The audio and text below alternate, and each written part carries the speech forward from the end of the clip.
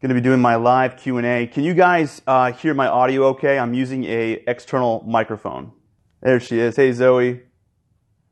Poblano, hi. How you doing, buddy? I got your questions right here. I printed them out, so we're going to go through them here one by one. Hey, Trina. How you doing? There we go. Can somebody confirm that they can hear me? I'm using a little external microphone here. Can you guys hear the audio okay?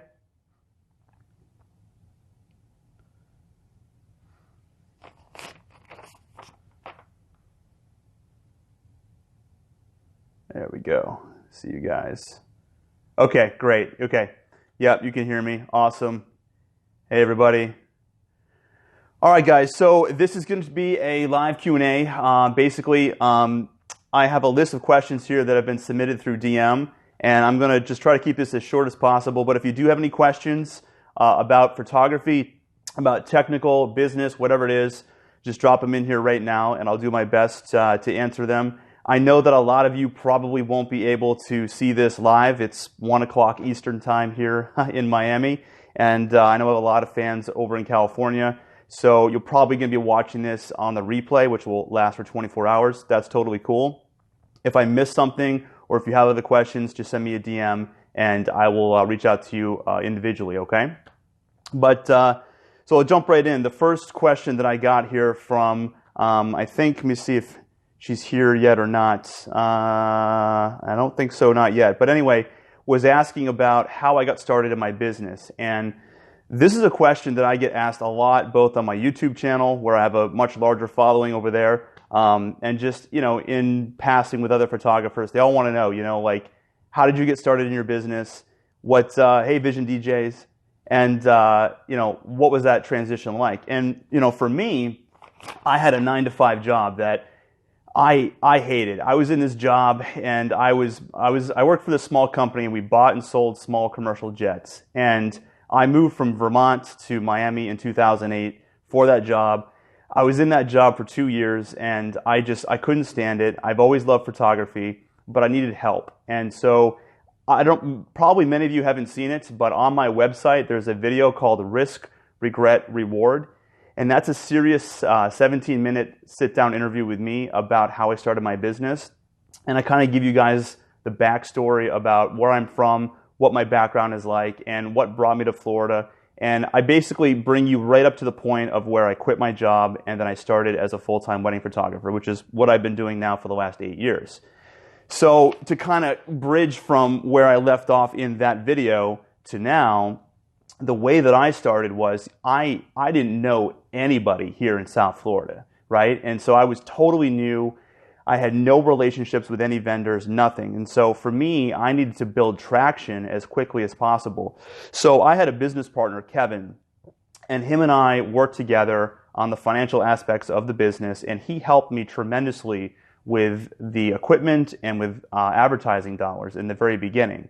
And so we invested heavily on paid advertisements. We were spending about $2,000 a month with Facebook paid ads and with Google paid ads, and that's initially where we got our traction. And I know a lot of you are probably thinking to yourselves, that's insane, $2,000 a month. I'm just saying hi to some people here for advertisements, but that's what it took to get in front of enough people. Because the reality is that, at least how I feel now today after doing this for 8 years, is that the photography very much becomes the expectation from all of my clients, right? I no longer get like a gold star on the wall for every time I complete an awesome wedding or photo shoot, right? It's nice to get the, hey, what's up, Locke? How you doing, buddy? It's nice to be able to get the recognition on social media, but in terms of paying clients, they very much expect the result that they expect, right? So anyway, getting in front of enough people initially was very hard. It's hard for anybody to do.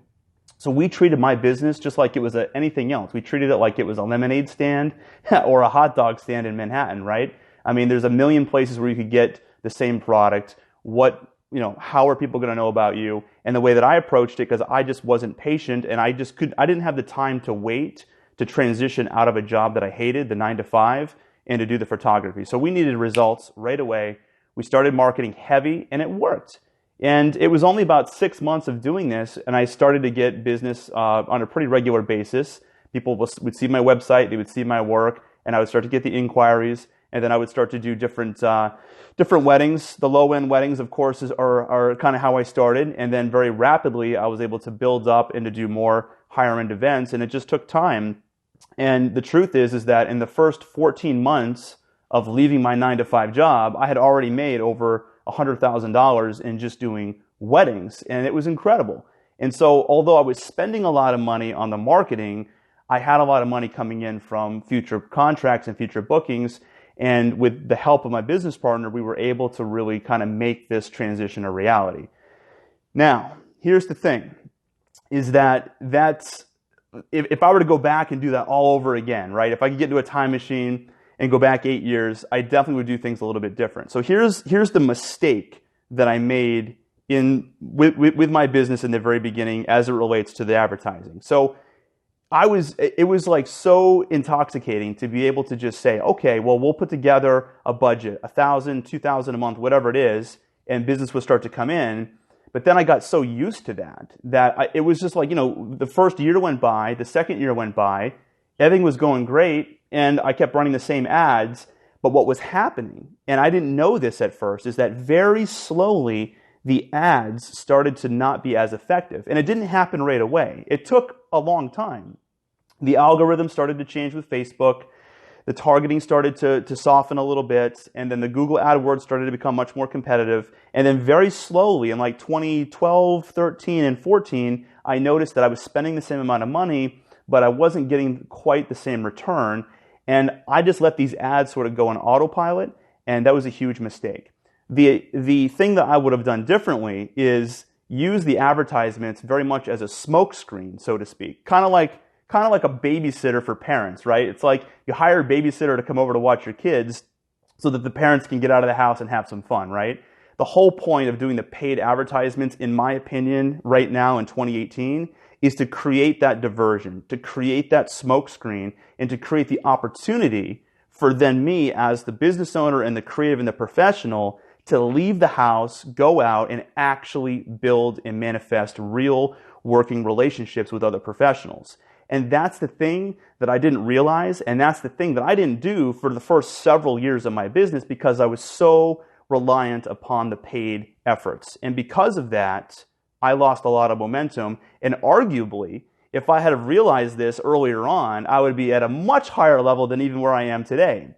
And I do pretty well today, but the point is that a lot of money quickly got wasted into paid ads, and it wasn't a good thing. So I know I rambled on there, but to summarize, I got started with paid ads that just went into autopilot, which was the mistake, right? So I would still do the paid ads to build traction. Target your audience, put some money behind it, and put enough money behind it where you're going to get something out of it. And for me, it was like $1,000 a month per platform, right? That's just what seemed to be enough to try to trump everybody else and to get myself out there in the beginning years. Use that time wisely, monitor the ads, use it as a smokescreen, go out, and then build the relationships with real people by bringing them value, and I'll talk more about that in a second. And that's the whole idea. So that way, eventually, you can throttle back down these paid ads because you can't sustain yourself for the long term, as I have learned the hard way, just thinking that you're going to keep paying and paying and paying. It doesn't work that way, right? So anyway, so that's sort of how I got started. I'm just going to look here. There's a ton of comments here. I'm ignoring it. Let me see here. We got Travis Hood in the house here. We got Chris. What's up, buddy? There we go. We got a lot of people. Here we go.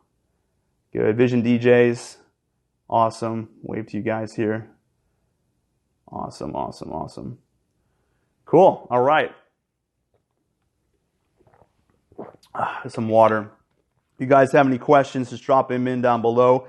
I got some DMs. Hey, Travis Hood, buddy. Hey, Megan, how you doing? Congratulations on the wedding. I saw some pictures on my wife's Facebook. You guys are friends, and they look awesome. Really, really cool. I'm so happy. Those look really great. Who else do we have in here? Legacy Photography. How's it going? So this morning I printed out this list of DMs that I got from some different questions. The other thing here that I got is, what's the best way to get your name out there in an area that is oversaturated with photographers? And they say, and they quote, "It seems like everyone is a photographer these days." So that's another really popular question, and that's something that obviously I can relate with quite a bit because this is all that I do every day. You know, the best way to get your name out there is kind of like what I was saying before. I think if you're starting from completely zero, definitely consider doing some paid ads just to get the ball rolling. And then again, using that as some smoke screen, so to speak, so that you have the time to go out and build relationships. And that segues into the very next point that I want to make, is that the way that you stand above everybody else in your market is by providing value to other individuals, i.e. vendors, in the type of photography that you want to do. So, excuse me, for instance, if you want to be a wedding photographer, right, like me, then you need to sit down and take a look at the different vendors that you think would be an appropriate fit for where you're at currently in photography. Now, if you're a photographer that's just starting out, then find some wedding planners and makeup artists that perhaps are also newly in their business, but they're at a level where they do really great work, right? That's a really awesome way to go and make connections. So, for example, right? For example, just the other day, I don't know if you follow my stories, but just the other day, I was doing headshots for one of my favorite makeup artists, Cece, right? Cece Ceballo. And she has a great team. She's expanded recently. She has a beautiful salon. And I just happened to notice, like a couple weeks ago on her Instagram feed, that she was announcing like this new studio manager girl and these two other girls that are going to be working for her in her salon. And I was thinking to myself, that's a good opportunity. So why don't I go and visit her, check in, bring some gear. I'll make an afternoon of it. We'll have lunch and champagne together, which is what we did in her salon. It was awesome. And I'll just do some new headshots for her. So that's exactly what I did. I went, I provided value. I got to know everybody there. What else was I going to do? It was a Tuesday. I mean, I could sit home and, what?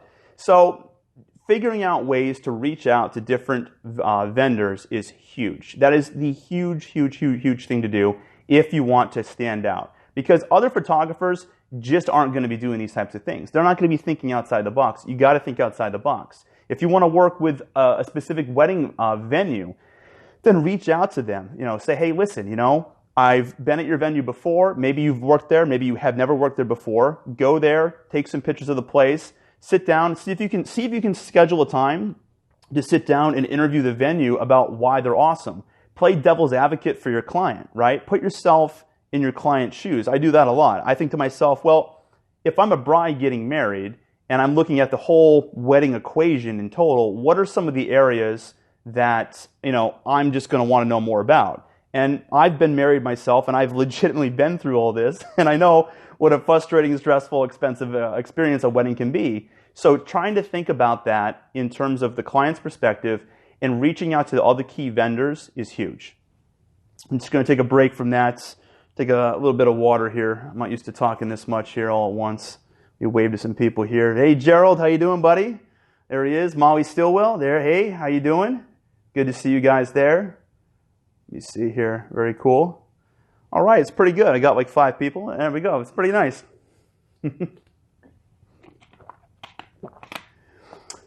Gerald says, I need to learn how to make Instagram that looks thus good. LOL. Hate you using a DSLR. Oh, are you using a DSLR? Yes. Gerald, you and I should get together sometime. You can come and you can join me at one of my weddings. And for those of you here that are hearing me talk, Gerald is one of my past clients. I shot his wedding a few years ago. Beautiful couple, really awesome wedding. Never forget it. Really, really cool. Who else do we got here? Live Instagram that looks. Oh, I see. You're asking me, how do you make Instagram Live look like this? Well, I'm doing this from my phone. This is not a DSLR. I'm using the Samsung Galaxy S8 Plus, and I'm using a 1x1 LED panel for a main light, and then I'm using another light behind me to make my hair, kind of stand out from the black background. That's all that it is. No fancy cameras right now. No fancy cameras today.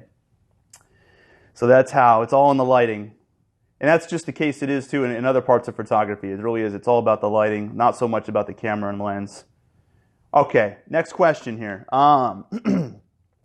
Should I be offering free work with hopes of getting paid over time?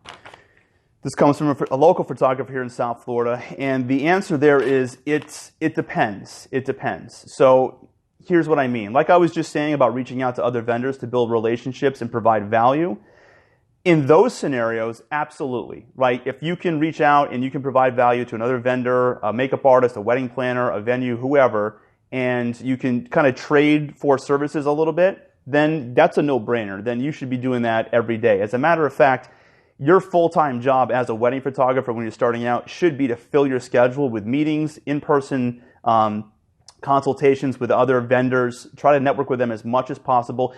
And don't do it for the sake of doing it, and don't do it for the sake of me, right? Because that becomes very transparent. And like, it's not that you're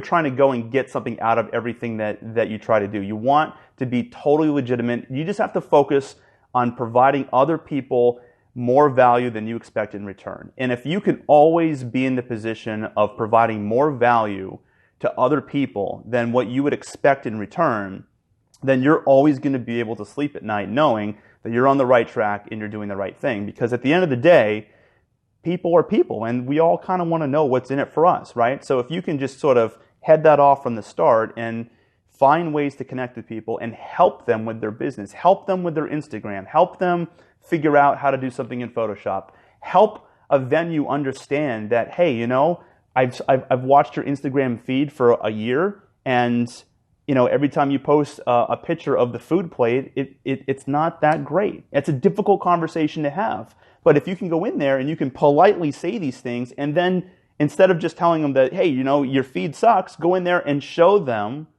yourself, educate them on how to make it better, right? Hey, did you know if you take two lights and you put them adjacent to one another, and then you use your iPhone to take a picture of that food shot, now you're going to show texture, dimension, and mood, and it's going to be amazing, and it's going to look like it's in a studio. Huh. How about that, right? You go in and you give tips like that, and you really help them, and then guess what? From that minute forward, that venue that takes the pictures of the food that you know is not that great, they're going to start doing that, and now forever, they're going to remember that you're the one that helped them with that. So that's what I'm saying. It's not big stuff. It's like little tiny things like that can make a world of difference. All right, we got some other questions here. Travis.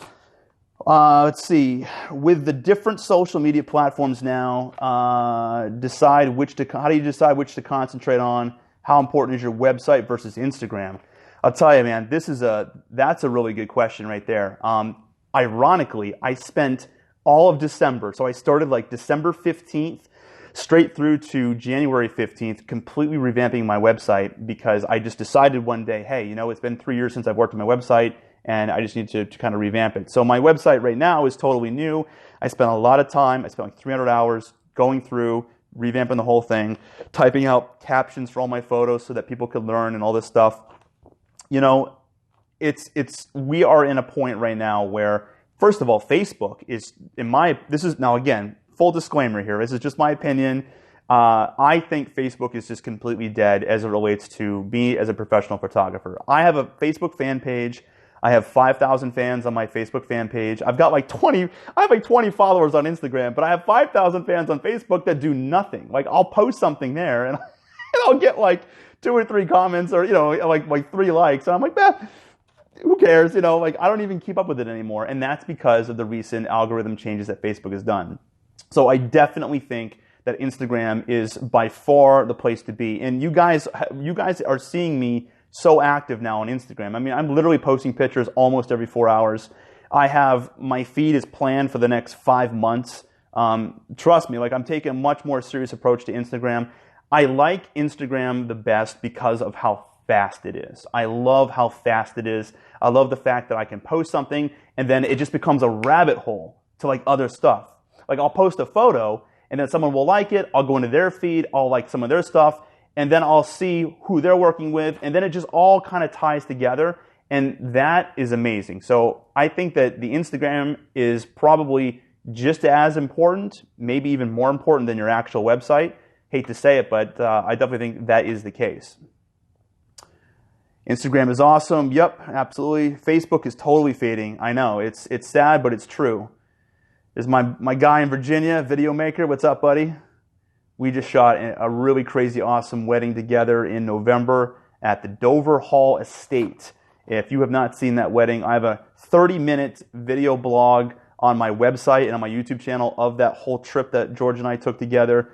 That was an absolutely sick wedding. You guys should really check that out. I have a 60-second preview commercial of that wedding on my website as well. So if you don't want to see a 30-minute video, you can get a good sense of what that is. I posted on my Instagram. 5 people probably saw it. So definitely check it out on my site.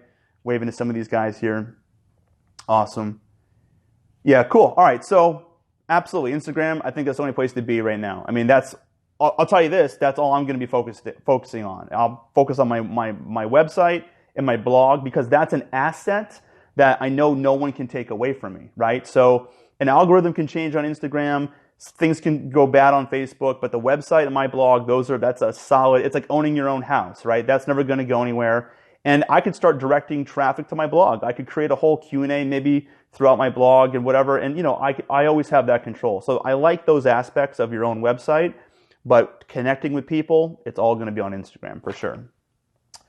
Gerald asks, did you learn most lighting techniques from your mentor? That's an excellent question. And the answer is no, I didn't. I truthfully, and I wish I had a mentor when I started, but I didn't. I only shadowed 2 wedding photographers when I first started. One was in Vermont in 2005 or 6. Her name was Sarah. And the second was Lee Morris and Patrick Hall, who own F-Stoppers in Charleston, South Carolina. If you guys don't know F-Stoppers, they're like the #1 photo website in the world right now. Before they got super big, I actually flew to Charleston. I spent a week with Lee and Patrick.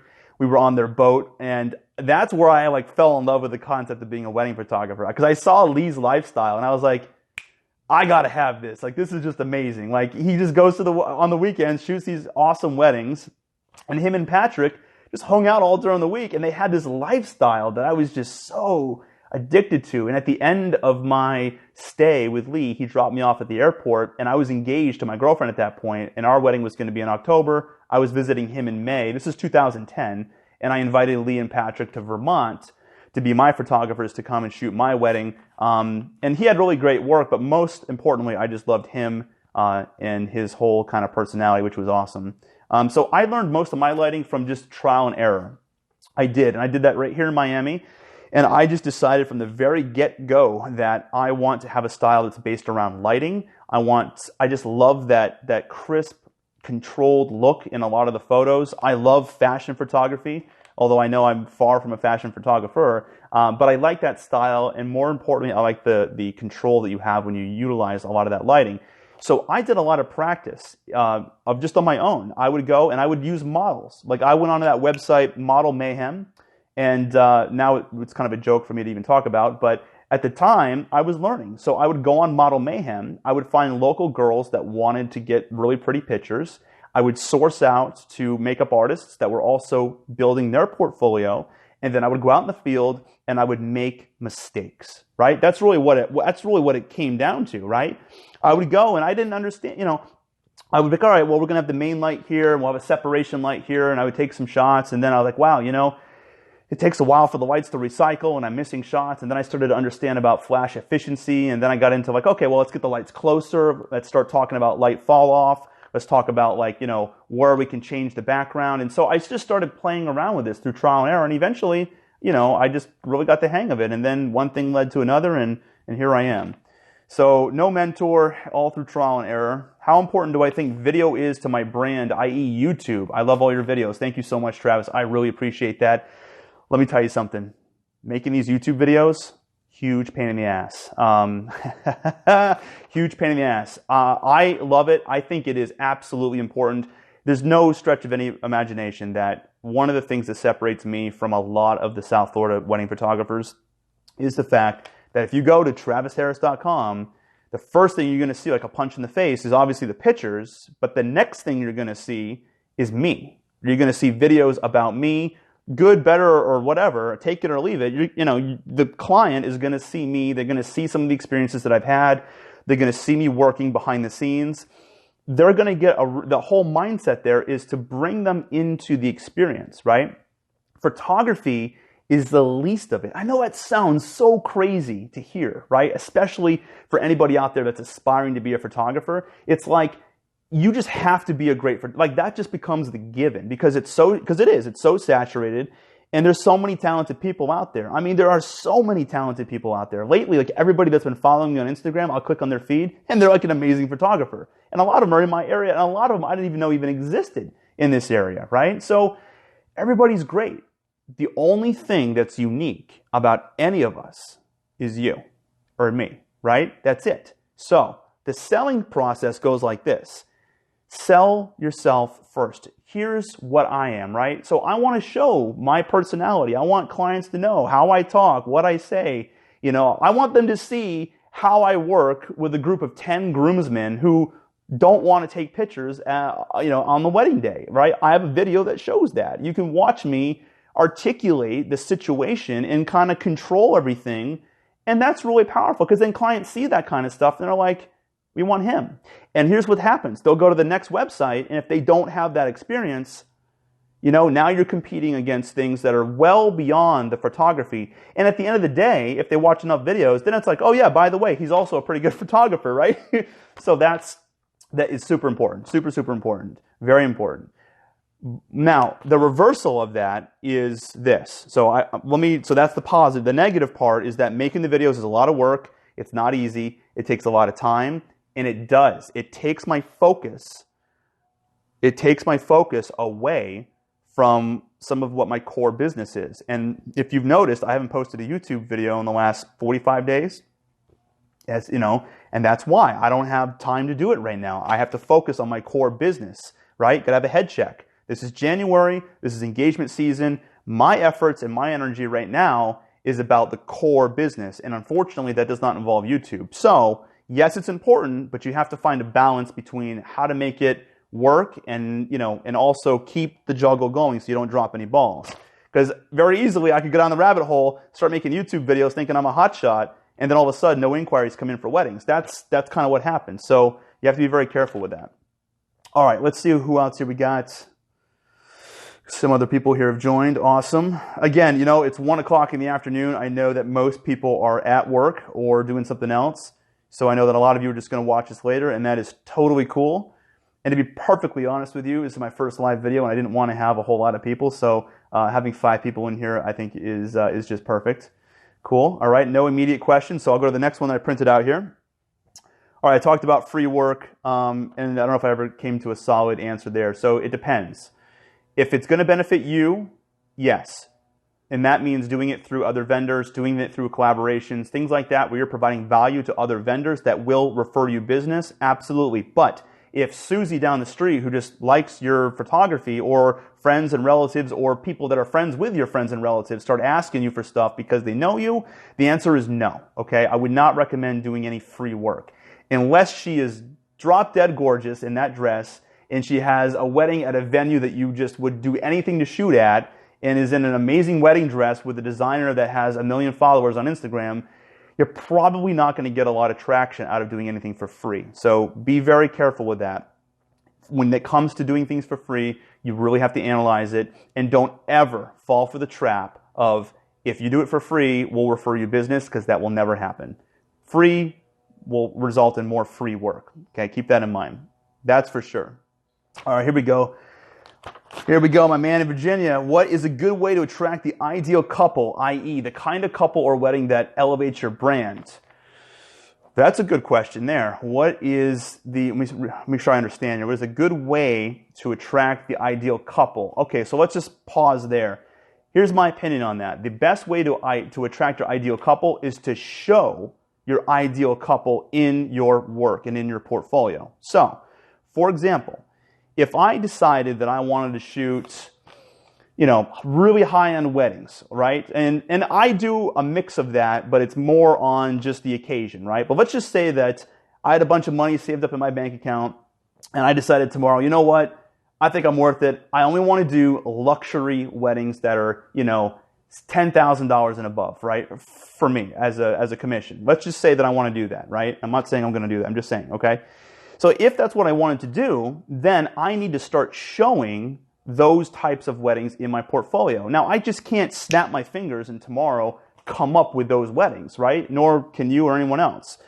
So I would have to really start to sit down and target. This would be a marathon, not a race. I would start to sit down and say to myself, who is it in my market that has those weddings? Who are the planners? Who are the key players in the market that have those clients? Take a look at them. Start watching them for a while. And I don't mean that in a creepy way. Start checking out who they also associate with. Start also thinking about the end user, the bride. Where is she shopping for clothes? Where is she hanging out? Does she go to the spa, right? What is her lifestyle entail? And I would start targeting these places and start familiarizing yourself with these different key metrics. And then, what I would personally do is start building relationships with those individuals and start following their Instagram feeds, start commenting on their work, and just getting yourself in front of them. Now, along with that, I would also put some money to this. You see, people don't want to spend money. I totally get it. But look, we're talking about business in dollars and cents here, right? So invest in yourself. If you truly have the ability, and I'm talking about the technical ability to shoot what you want, then put money behind yourself and make it happen. And I'll pause and say that if you don't have the confidence and technical ability to shoot your ideal clients, then invest that money in workshops so that you get that knowledge as quickly as possible. Now, assuming that you already have that, then invest the money and make the shoots happen. Look, if I go and pay a fancy hotel $500, I've got the place for the day. If I go and I approach a bridal salon and I say, listen, let's get some models together, we'll feature these dresses, there's a good chance that I'll get that traction, right? Collaboration, styled photo shoots, that's another way to do it.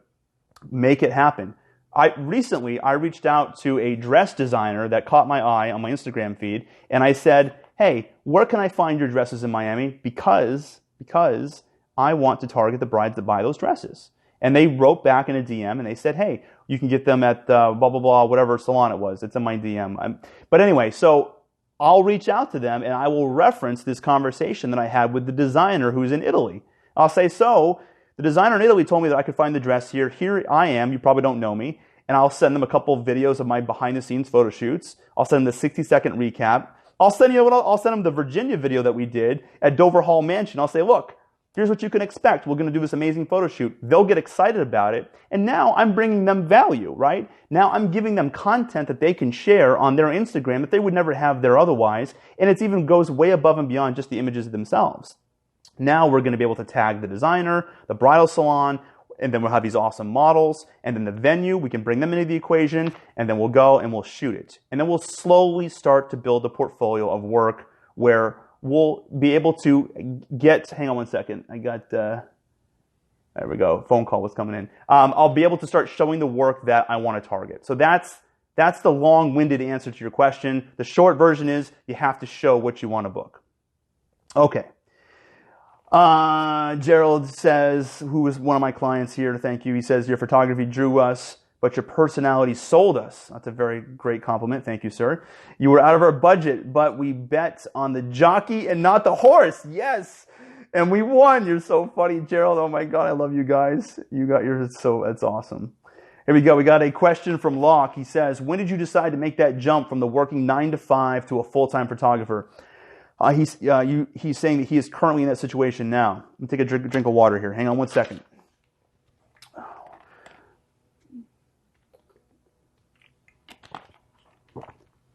So when I decided to make the jump, you know what? And I made that decision, by the way, at the worst possible time. I proposed to my girlfriend in May of 2010. We got married in October of that same year. And July 28th of that same year is when I quit my 9-to-5 job, right before I got married. Worst possible time to make a transition. Here's the thing. I was working for this firm. We bought and sold commercial private jets. And I was involved in stuff that I just hated beyond reasonable expression. Okay, I couldn't stand to be in that place anymore. It just wasn't a good place for me to go. I hated it. I had to get out and I couldn't stand it.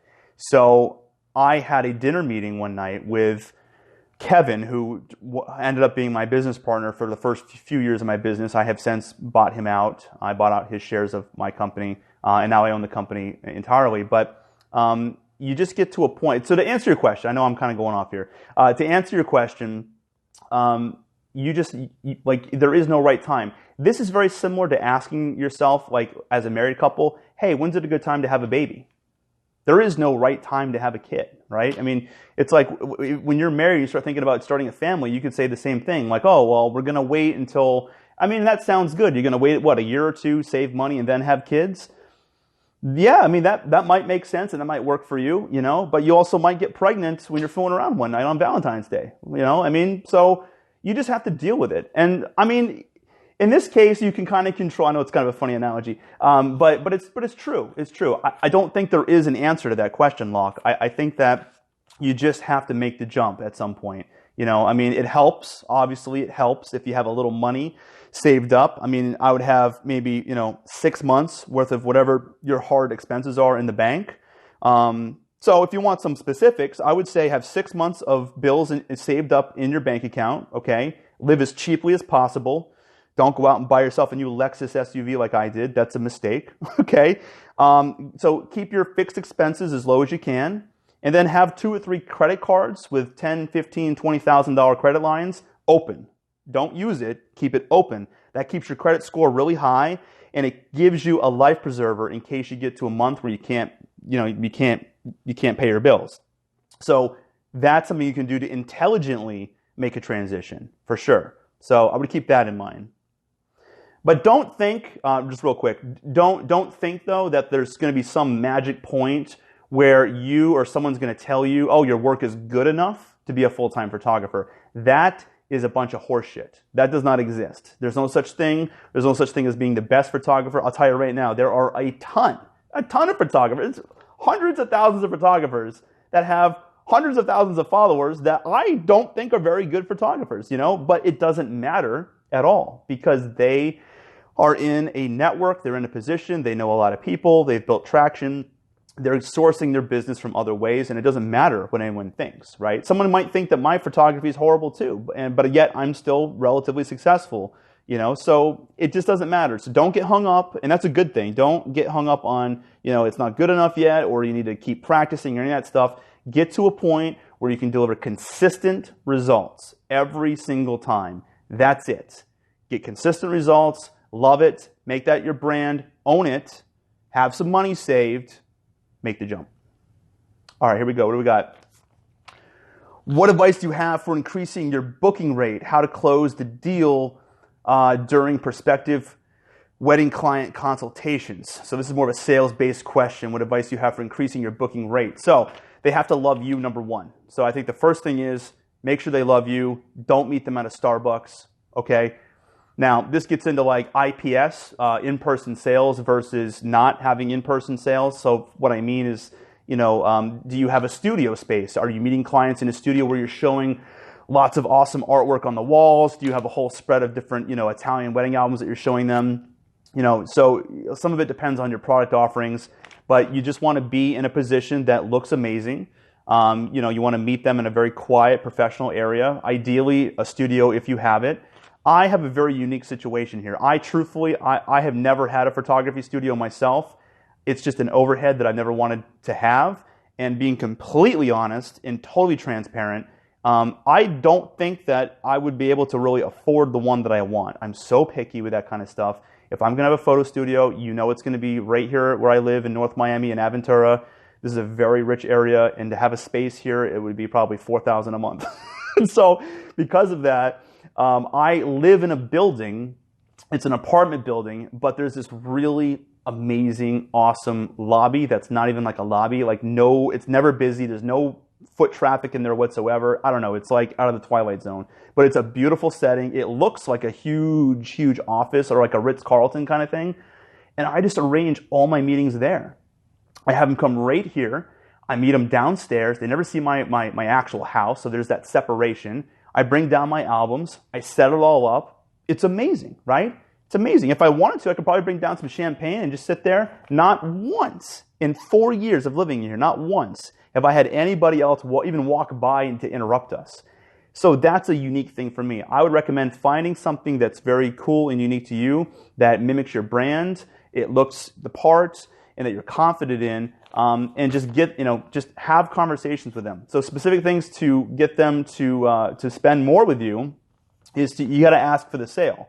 And I don't know if you're doing that. So, for me, what I do is I don't pressure anybody to do anything. In fact, my approach is a little out of the ordinary. You would think that I would want people to buy books and albums and all that stuff. And the truth is that I show all that stuff, but I don't pressure them at all initially to buy any of that, right? I just know human nature. And here's what I mean. Check this out. I've shot, now for all you, I have done this for 8 years full time. I have shot over 300 weddings. And my experience, what I'm telling you is based on that and that alone, okay? Let me tell you, when I shoot a wedding and deliver the pictures, I know a lot of photographers think it's crazy to give clients digital files, and I agree. Like, if you're going to have a fancy studio and you're going to go the IPS route, that is a mistake to do, right? And I do think that I myself would make a ton more money if I would adopt that mentality, and I would have my studio and do it. And who knows, maybe one day I will do that. But here's the thing, and I was talking to my assistant George yesterday. I don't know if he's on this or not. George, you might be in there somewhere. I was talking to him about this yesterday. So even when I give clients all those digital files in the electronic gallery, and Gerald, I don't know if you're still on here, maybe you can even back me up on this, they are not necessarily going and like buying their own wall art and prints. They're just not doing it because they don't have time to do it. I have so many clients that pre-ordered their wedding album, like a $2,000 wedding album, a Graphy Studio 16 by 12, 30-page book with a matching parent albums. I think I charged like $2,300 for it, right? That was a part of their wedding contract. Everything was awesome. Couldn't wait to design it. And I'm having to wait on the client to come and to do all that. And now you can put like parameters and you can force them to do it by saying, look, you have 3 months to do the design, or you have 3 revisions to do this, and after that it goes away and there's gonna be extra fees or whatever. But the point is that if you don't say anything, they just won't come back and do it. It takes them forever. So even though you give clients digital files, there's still an amazing opportunity to sell them products and things after the fact. And I think that if you just keep doing that, eventually you'll get it. I incentivize my clients, by the way. So when I deliver my wedding images, they go into the Pixie Set online gallery for 3 months. They have 90 days. Now, within that 90 days, if they buy anything from me, a book, an album, whatever, they're going to be incentivized. I give them a 20% discount on those transactions. Because here's what happens. And if you guys haven't already seen it, I have an hour-long video on YouTube on my data workflow, which is very, very unique and specialized for weddings. I hold on to my client's data for 3 months. I'm talking about the raw data that doesn't get delivered. So, you come home with 4,000 pictures, I'll call it down to whatever, 1,500 shots, 1,200, whatever it is, right? Those get edited, processed, delivered to the client, but I hold on to the bulk that doesn't get delivered for 3 months. That's the same amount of time I have the Pixie Set gallery active, and I use that gallery for image selection for albums and things like that. Once the 3 months is gone, the gallery expires. There's a $100 fee to reactivate the gallery because now I have to pull the data off my archive drive to reactivate the gallery. It's a pain, right? So that, and then within that 3 months, if the client wants a book, then get the book then, right? And if they're not going to get it if they don't get the book in that 3 months, they're probably not going to get the book. I mean, I have clients that I pre-sold albums to in 2012 and 13 that even still today call me and are trying to do their album design. And it's hard for me because some of these album deals and prices change. In your contract, make sure you have that set up too. I have a 180-day mark on my contract. So 6 months, give or take, after the wedding, pricing is subject to change. I know I'm going crazy here on another direction. I probably didn't answer your question the way you wanted it to. Photographers with makeup artists and photographers. I don't understand that question. I'm sorry. I read it wrong. Partnerships with makeup artists and photographers, question marks. And this looks like it's coming from, yes, what advice? Yes, absolutely. Partnerships with makeup artists and photographers. Yes, I think that is absolutely something that I do. In fact, I can show you a glaring example of that on my own website and blog. If you go, one of my favorite makeup artists, and I have more than one. I keep using her as an example because she's fresh in my head. But Cece, I have sat down with her, I have done an on-camera interview with her, I have told her story, I talked about how she immigrated here from another country, we talked about how she lost her brother, we talked about her schooling. I got to know her, like actually know her and what she's about. I met her at a wedding. I really liked the fact that she was on time, she was punctual, the clients loved her work, I started to love her work, and I'm like, you know what? I want you on my team, right? And then for me, my motivation, by the way, is I just want to go to every wedding with the same team players, right? I mean, I wish I could go to every wedding with the same makeup artist, the same video crew, and my same assistants and all that stuff, and just have a very consistent result. So that's what motivates me to want to network with these other vendors. It's not just about referring me business, right? That's great, but that's not the point. The point is that I don't want to go to a wedding, and I don't want to bring my clients into the wedding dynamic with people that I don't like working with, or that I know just aren't that professional. There's a makeup artist, I'm not going to say who it is, super popular in Miami, like one of the top. I've worked with her a lot, right? Really, really good. The problem is that, half the time she's like 30 minutes late to the wedding. And that right there is a disqualifier. It's hard. She's canceled on a couple of my clients in the past. We had a sunrise photo shoot 2 years ago. The bride was actually the bride's fiance is a NBA player. They came in from Atlanta to shoot with me, and it was a sunrise shoot. And then we went to the Biltmore after. She totally flaked out. So you know what I mean? That's what I mean. You have to find the right people that you really like, that you've worked with, partner with them, create a network of value back and forth.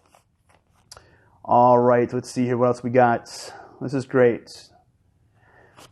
Gerald, I personally loved that one of your incentives was that we get the ownership of the raw files, and that separated you from the other photographers aside from great pictures.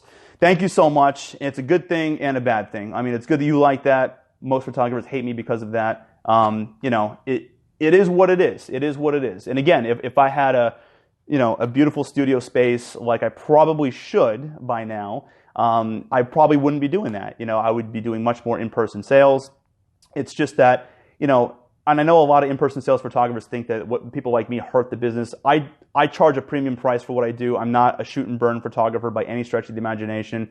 So I don't feel that I'm hurting the industry whatsoever. I charge just the same amount of money. And although I give clients files, they don't do anything with them. They just don't. It's rare. And maybe you yourself are the exception, but most clients of mine, they don't. They still come back to me and they want the books, they want the albums, they want the prints because they don't know, right? And so there you have it. It's really a perception thing. In this day and age, because of social media, because we all have phones and we all socialize in this way, it's just one of these things. It's like if you tell them, yeah, and I give you the files, it's like a little checkbox that goes off in their head, oh, great, he gives us the files, but yet, what does that matter unless they do something with it? So I'm much more in favor of in-person sales than the way that I do things in my business, and I probably will eventually transition to that at some point.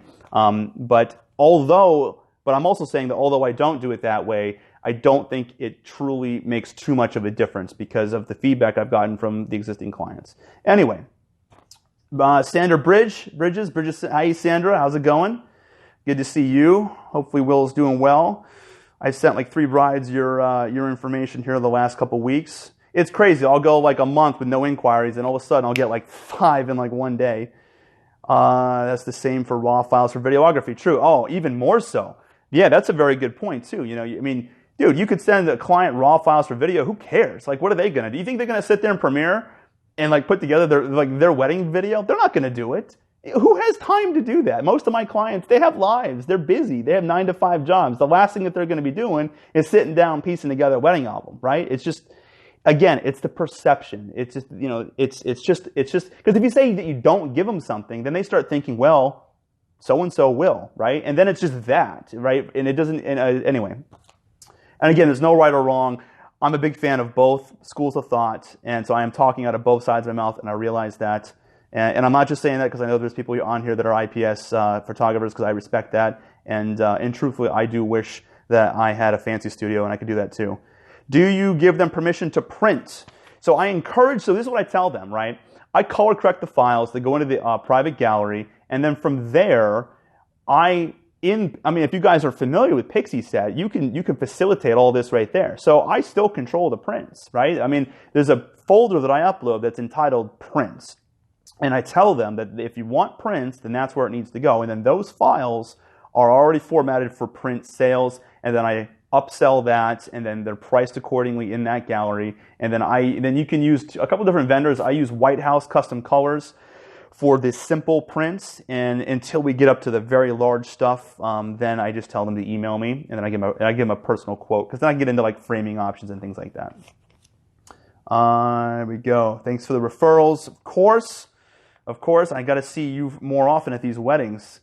I can't stand here going to these weddings like I was telling you with videographers that are just starting out and they get in the way. What else do we got here? All right, I'm going to go back to my list. Looks like we're almost through this. What business licenses do I need in Florida? This is a local photographer asked this on a DM to me. Here's my answer to this. I'm not going to get into that too much, but I am going to tell you this. I'm going to tell you the first thing you need to do. I don't know if you're still on this or not. Hopefully you rewatch all this. You need to go and get yourself a solid CPA that knows what the fuck they're talking about when it comes to photography, because that's huge. This is a 2-hour conversation with me all in itself. I will fast forward and give you like a 45-second recap. Here's the thing. Ready? When I first started my photography business, I had a CPA that was referred to me by my business partner who unfortunately was not that well versed with photography. This CPA, he was very well to do. He did not realize that in Florida, you have to charge sales tax. So what happened to the tiger here is then 3.5, 4 years later into my business, I ended up switching CPAs for a different reason. And then the new CPA, who was very well-versed with the laws in Florida, wanted to see all my past receipts for sales tax. And I said, well, sales tax? We're a photographer. It's like you, or get my hair cut. There's no sales tax. Oh, no, that's not the case. There's sales tax. A long story short, I had to do a non-disclosure with the state of Florida, and I had to go forward, and I had to go. And I said, this happened in late 2014. I said, look, Megan, you remember this? Yeah. I said, I didn't know this, and thank God I got a written affidavit from my past CPA vouching that, because we kind of trapped him. We sent him an email saying, hey, I was thinking maybe I should start charging sales tax, and he wrote back, and I have it in writing saying, you're a photographer, I wouldn't worry about doing that at all. Thank God, to cover my butt. But nevertheless, I have purchased a Range Rover for the state of Florida, repaying back sales tax for the first 3 years of my business. When you go forward to the states, you're going to do what's called a voluntary non-disclosure. There's a statute of limitations of 3 years, and they're going to charge you 7% of your sales tax for the first 3 years. Now, the risk here is that if I didn't do the voluntary non-disclosure, and I kept rocking and rolling inside of my business, and I didn't do anything, then there's a good chance that I could have gotten caught one day, and if you get audited, that's a big problem. And now the fees in Florida would have been 50% on top of it. So that would have been $160,000 that I would have owed in sales tax if I hadn't have gone forward with the non-disclosure.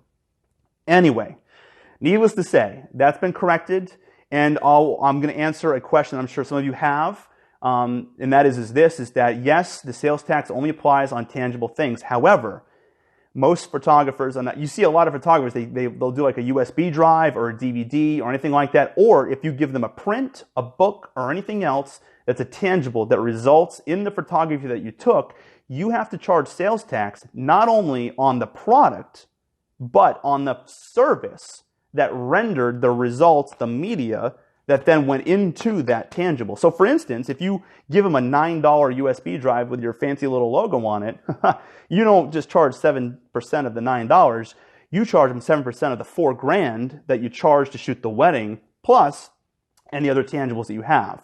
And that's the serious thing that a lot of photographers don't realize. And that's why my advice is the number one thing you need to do is to find a rock solid CPA that understands this stuff. If you need a recommendation for a CPA, you live in South Florida, shoot me a DM after this live video and I'll be happy to send you some referrals. All right, let's see here. What do you use for studio management, contracts, etc.? Very good question. I recently switched. For 5 years, I was using a program called Daylight when I was on the Mac platform. And as I know a lot of you probably know, I've ditched Apple. Still like Apple, but they're not the right tool for me anymore. And I built a custom PC, so I needed to find another solution that was like Daylight. And I did. I found an amazing company. It's called Light Blue. And that's what I use. It's a very similar interface to Daylight, fully customizable.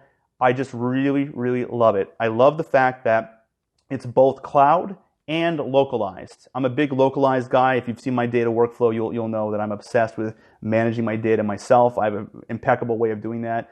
And yes, I'm bragging on that. And when it comes to the CRM programs, I'm very much the same way. I think that it's great to be able to manage this stuff locally on the machine, but also have the flexibility of cloud. So when I travel, I can access stuff. It's amazing. Check them out. They have video tutorials, Light Blue software. You can't go wrong.